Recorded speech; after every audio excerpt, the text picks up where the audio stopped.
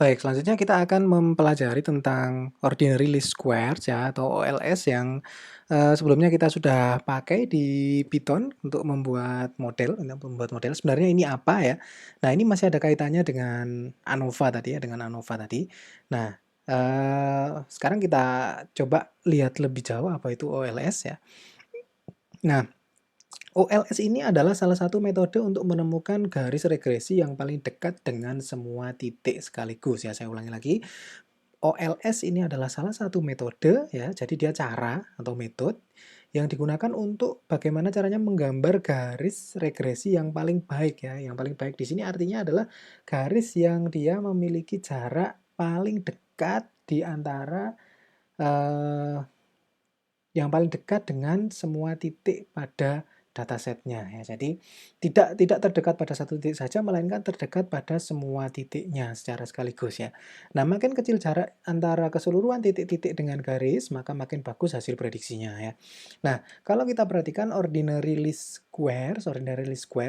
squares-nya ini kalau sampai masih ingat di bagian sebelumnya adalah dia tidak lain dan tidak bukan adalah minimum SSE ya. Jadi nilai minimum SSE. Ya, ini dapat kita simpulkan bahwasanya OLS ini sebenarnya dia adalah metode untuk mencari garis yang memiliki nilai SSE paling kecil ya. Jadi garis yang berbeda memiliki nilai SSE yang berbeda, bisa SSE-nya bisa besar, bisa SSE-nya bisa kecil. Nah, metode ini dia akan mencari garis yang banyak itu tadi, kemudian memilih salah satu di antaranya, di mana salah satunya tersebut yang dipilih itu yang memiliki nilai SSE paling kecil ya, sum of squared error atau nilai error yang paling kecil ya. Nah, seperti kalau kita lihat di ilustrasi berikut, ada banyak garis yang bisa kita gambar ya. Jadi garisnya nggak cuma ini doang ya. Sebenarnya ketika ada titik semacam ini, ada banyak garis yang bisa kita gambar ya. Garis-garis yang warna oranye ini, yang warna coklat muda ini ya, bisa garis ini, bisa garis ini, garis itu, garis ini, garis. Ada banyak sekali garis, tetapi kita hanya butuh satu garis yang seperti apa? Jadi satu garis yang memiliki jarak paling dekat di antara semua titiknya. Jadi kalau kita perhatikan garis yang biru ini adalah garis yang memiliki jarak dengan titik ini segini ya, ini paling kecil ya. Jarak dengan titik ini dia memang betul agak paling besar ya, lebih kecilan yang ini. Tetapi kalau kita lihat garis yang ini tadi dia akan punya jarak yang lebih jauh dengan titik yang lainnya. Nah, garis yang kita pilih itu adalah garis yang rata-rata jaraknya itu paling kecil ya, jarak antara titik yang satu dengan garisnya dan titik yang lain dengan garisnya, titik yang ini, titik yang ini, titik yang ini. Kalau di rata-rata dia yang paling kecil. Nah, itu adalah OLS. Dia mencari jarak yang mencari rata-rata jarak antara titik dengan garis itu yang paling kecil ya. Jadi jaraknya ini ke sini, jaraknya ini ke sini, jaraknya ini ke sini, jaraknya ini ke sini, jaraknya ini ke sini ditambahkan kemudian dibagi 1 2 3 4 5. Nah, itu miliknya garis yang biru ini. Kemudian kalau misalkan garis yang ini contohnya, maka dia jaraknya ini ke sini, jaraknya ini ke sini, jaraknya ini ke sini, jaraknya ini ke sini. Nah, itu ditambahkan kemudian di total dibagi sama jumlahnya. Jadi akan ketemu rata-rata. Dari garis tersebut tadi dicari mana yang rata-rata jaraknya itu paling kecil. Ini adalah prinsip kerja dari OLS ya. Nah, OLS itu bagaimana cara mendapatkannya ya?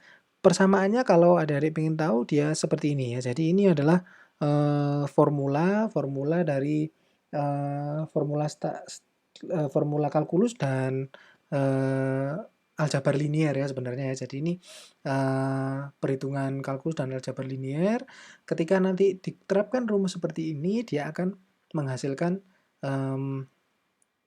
intercept ya, akan menghasilkan B0 intercept ya, jarak awal jarak antara sumbu X dengan Y minimal, kemudian dia akan mendapatkan slope. Slope ini adalah sudut ya, kemiringan dari garis, di mana kemiringan garis ini sebenarnya adalah B1 ya. Nah, ini sebenarnya OLS itu. Ya.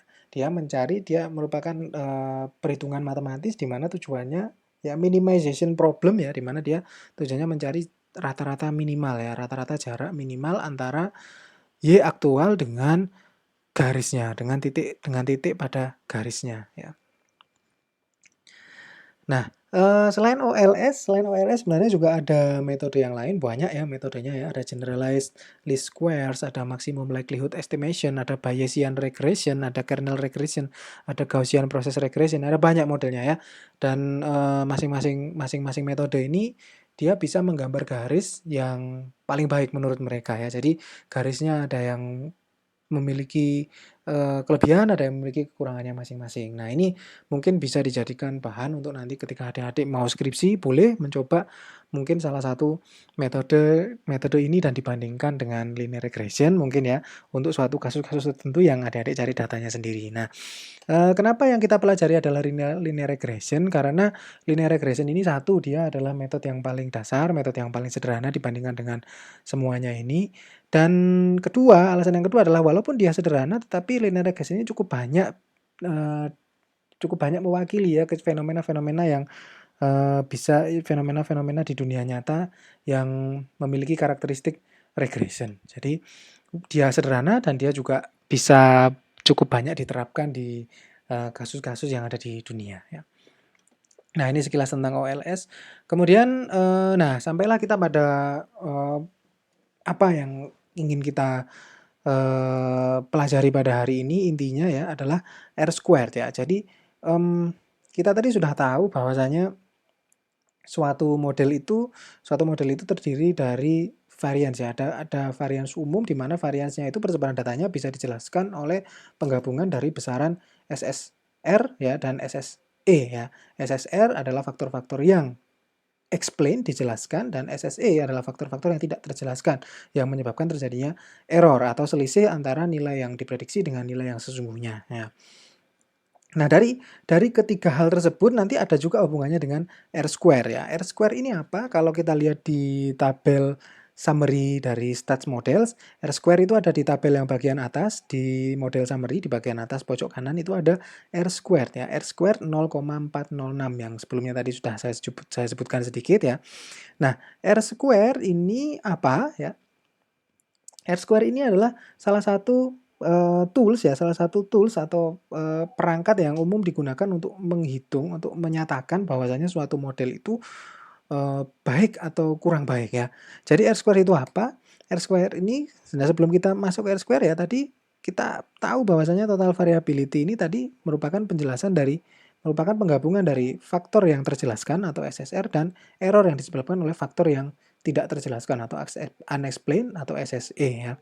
Nah, terus di antara ketiga ini bagaimana caranya menentukan ya, kita memberi skor ya, kita memberi skor kepada suatu model ya, suatu model. Kita tahu bahwasanya semakin besar SSE-nya, maka semakin jelek model itu, semakin kecil SSE-nya, maka semakin bagus model itu ya. Tetapi kita perlu angka yang seragam, yang common, yang bisa digunakan di semua metode prediksi ya. Nah, angka yang seragam atau tools yang seragam itu yang bisa digunakan untuk semua metode prediksi itu adalah R square ya. R square ini tadi ya. R square ini apa? R square ini tidak lain dan tidak bukan adalah rasio atau perbandingan antara hasil regresi faktor yang dijelaskan oleh regresi SSR ya dibandingkan dengan SST dengan varians keseluruhan, dengan variasi data keseluruhan ya. Jadi saya ulangi lagi, R square ini atau dilambangkan dengan R kuadrat ini adalah SSR ya, SSR dibagi dengan SST. Jadi perbandingan sebenarnya dia adalah rasio atau perbandingan. Jadi seberapa banyak faktor yang dijelaskan oleh model kita, oleh regresi kita dibandingkan dengan keseluruhan varians data yang sesungguhnya ya, ini R square. Cara mendapatkan nilainya bagaimana ya? Ya tinggal dibagi saja. Jadi sampean hitung SSR, kemudian sampean hitung SST, kemudian bagikan SSR dengan SST. Untuk SSR tadi dia adalah jarak antara titik-titik prediksi dengan rata-rata Y aktual digabungkan semuanya ya. Dikuadratkan terus kemudian digabungkan semuanya dibagi dengan SST. SST ini tadi adalah jarak masing-masing Y aktual dibagi dengan terhadap ini rata-rata Y aktualnya. Nah, jadi Sampean punya rumusnya SSR, sampean punya rumusnya SSR, sampean bisa mengetahui besarnya SSR, sampean bisa mengetahui besarnya SST, dengan membandingkan keduanya maka sampean bisa mendapatkan R squared. Ketika sampean mendapatkan R squared, maka sampean bisa mengatakan dengan objektif bahwasanya suatu model itu bagus atau suatu model itu tidak bagus ya. Nah, lalu eh, berapa R square yang bagus, berapa R square yang terbaik ya. Nah, kalau kita lihat suatu perbandingan, maka besarnya suatu perbandingan itu lumrahnya ya pada umumnya adalah satu ya. Apabila SSR, nilai maksimum SSR ini adalah sama dengan SST seperti yang sudah kita pelajari di topik ANOVA sebelumnya tadi. Ya, jadi besarnya SSR ini maksimalnya adalah sama dengan SST. Artinya apa? Ketika SSR ini besarnya sama persis dengan SST, maka ramalan kita akan 100% benar ya. Maka besarnya ini pastinya nilai R square yang terbesar pastinya adalah 1 ya. 1. Jadi R square ini rentangnya antara 0 sampai dengan 1. Makin mendekati 1, maka regresi kita akan semakin baik ya. Model yang kita buat ya menjelaskan keseluruhan variabilitas. Jadi bisa menjelaskan bisa terkonek ke semua Y aslinya ya. Kalau misalkan R square-nya ini mendekati 1 ya, mendekati 1. Kalau R square-nya ini ketemu 0, maka model kita itu jelek sekali ya. Model kita tidak cukup baik menggambarkan varians dari dataset ya, varian keseluruhan dari dataset. Nah, tapi kalau begitu apakah kita bisa mengatakan dengan gamblang bahwasanya R square yang terbaik berapa? R square yang terbaik itu 1? Tidak ya, tidak demikian. Karena nilai R square itu dia berbeda-beda ya, dia berbeda-beda tergantung pada kasus yang kita gunakan ya. Sebagai contoh, kalau misalkan R square ini digunakan pada perhitungan-perhitungan fisika ya, fisika perhitungan-perhitungan eksakta, maka R square ini bisa sampai dengan 0,9 ya, 0,9. Bisa sampai tingkatannya 0,9. Ya di bidang-bidang seperti fisika, kimia ya, kemudian apa?